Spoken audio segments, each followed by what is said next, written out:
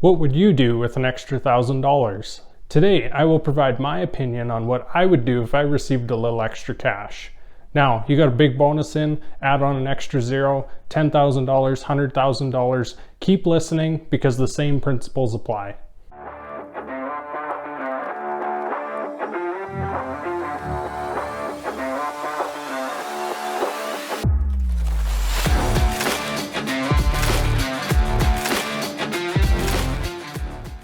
For those of you just joining, my name is Brandon. This is where we talk about your career, your finances, college, and all the other pieces that fit in there.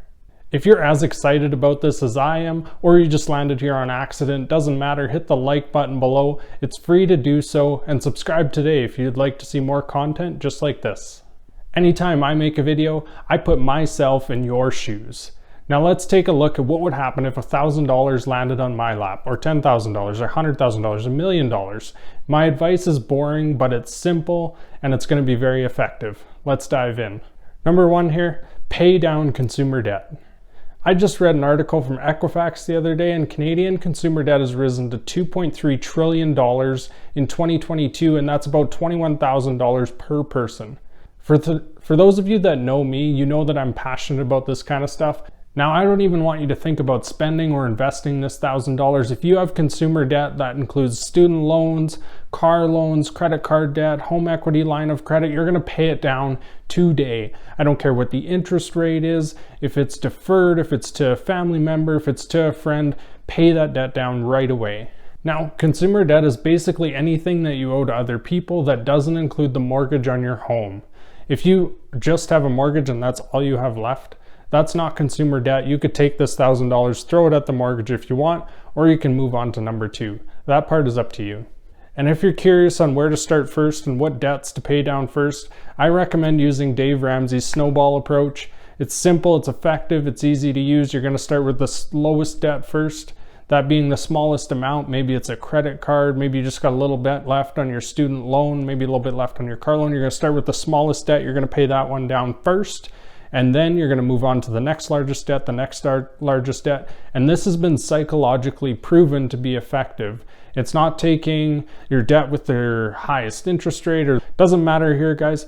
Follow the Ramsey approach. Debt snowball, pay down the lowest amount first, then the next smallest, then the next smallest. This will build your confidence and get things rolling.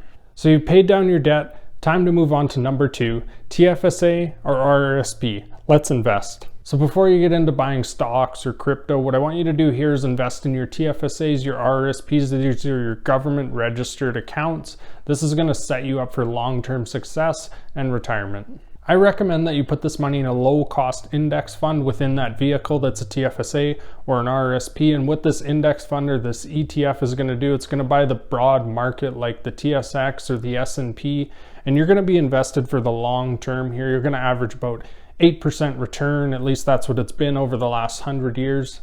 Now, I recommend using Quest Wealth. It's what I use to manage all my investments. I don't get any advertising money from these guys. It's easy to use, it's elegant, it's straightforward, and most importantly, it's low cost. You can set up your account today. You're going to put in your risk profile, and what that's going to do is going to buy a basket of ETFs for you. These ETFs are invested in the broad market, a mix between Canada, the US, and international funds, and these are going to be invested at a low cost, and they're going to provide that target rate of return of about 8 to 10% over the long term. Until you get these investments maxed out, I recommend that you don't jump into crypto or any other high risk single stocks, as these can be very volatile and you could lose your money. I don't recommend having more than 1% of your total net worth in these kinds of investments. So let's say you've already maxed out that TFSA or that RRSP and you're ready to move on to the third step, down payment on a home, investing through an FHSA. So you can check out my other video where I talk about the FHSA, but really what we're looking at here is starting in 2023, you can invest up to $8,000 per year into a registered account, get a tax deduction, and then withdraw the money tax-free in the future. $8,000 per year up to 5 years, that's $40,000. And where I recommend you put this is in a high yield savings account or a GIC, somewhere where you're going to get in that range of 3 to 5%. Just the other day with the Bank of Canada rates going up, I've seen some GICs now in the 4.5% to 5% range that you can lock in for the next 2 to 3 years. Therefore, I recommend putting that money in there. It'll grow maybe to $50,000 or $60,000. Let's say at the end of the 5 years, you have $60,000 in there. You could put that money down, 20% down on a $300,000 home. And that's a lot of equity. I don't recommend putting this into any high risk investments, not even into an index fund, not over the next 3 to 5 years, as there's a chance you could lose this money. Now, I also don't recommend balancing a TFSA, RRSP, FHSA. If you try balancing these 3 investments, you might put $4,000 here, $4,000 there, and really you're just sort of sacrificing from your future. It's also taking you a while to build up a down payment on a home. What I really recommend you do is focus on the down payment for the next 2 to 4 years, and then shift gears, get that home purchase, and then move back to the TFSA and RRSP. Of course, if you can max out your FHSA, you hit that $8,000 mark.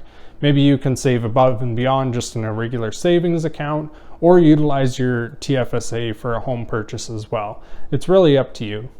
So let's say you got your TFSA, your RRSP, your FHSA, you've invested in each one of these, you get $1,000. What else can you do?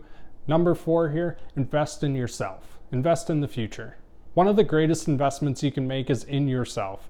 Go out, buy some books, get your real estate license, drive Uber, get a side hustle, start a business, learn how to code, build a website, any of the above. What you're going to do is you're going to go out, you're going to build this, you're going to find something you're passionate about. And over time, this thing you become passionate about might grow into your career. If you're not too eager to start a business organically from the ground up, there's thousands of jobs online right now that are offering part-time work, fully remote. You can do it anytime you want. If you're looking for something more hands-on, you can go drive for Uber, you can go mow lawns, whatever you're looking for, it's out there. As you can tell, still an amateur in video production. We're here on another day, but nonetheless, we're moving on to number 5 here. If you have your TFSA, your RRSP, your FHSA, they're all maxed out, you got a little extra cash. What you're going to be looking for now is a non-registered brokerage account, or you can dive into the active real estate market. Looking at investing actively in real estate, you're going to want to do your research, read lots of books, maybe get your real estate license, and make sure you're working with a good broker. However, if you're not looking for active real estate and you want to earn some more passive income with maybe a bit lower return, you can look at REITs, real estate investment trusts.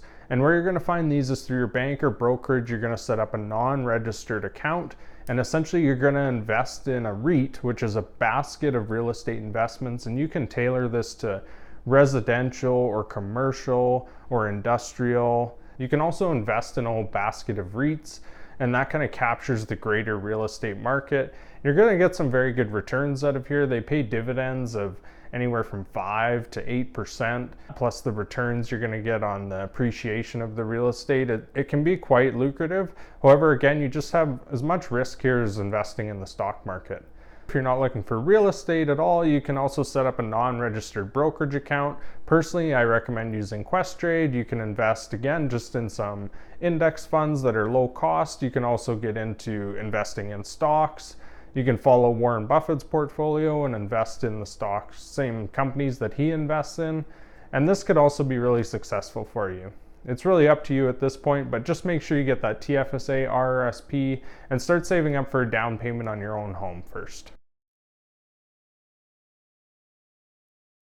There you have it, 5 ways to deal with a cash injection, whether it's $1,000, $10,000, $100,000. Number 1, pay down your debts. 2, TFSAs, RRSPs, those are registered accounts. Number 3, an FHSA or saving for a down payment on a home. Number 4, always investing in yourself. And number 5, putting it into a non-registered brokerage account or venturing out into the active real estate market. Just thinking about order, I don't care what approach you take with steps 2 to 4, but most definitely number 1, pay down your debt. Also, don't jump to number 5 if you haven't first maxed out your TFSA or your RRSP. Otherwise, you're just getting taxed in a non-registered account for no reason when you could be using these tax-advantaged accounts. Again, this approach is very boring, but it can be very effective, and it's the slow path to building wealth. Be careful because it's easy to take bad advice from friends and family, or you can fall into the social media trap of keeping up with the Joneses. Stick to the plan, stick to the steps, invest for the long term, and this is how you're going to grow wealth. Focus on a plan that works for you and stick to it. That's all for today, and thank you for listening. If you enjoyed this video, hit the like button down below, and always remember, pay yourself first.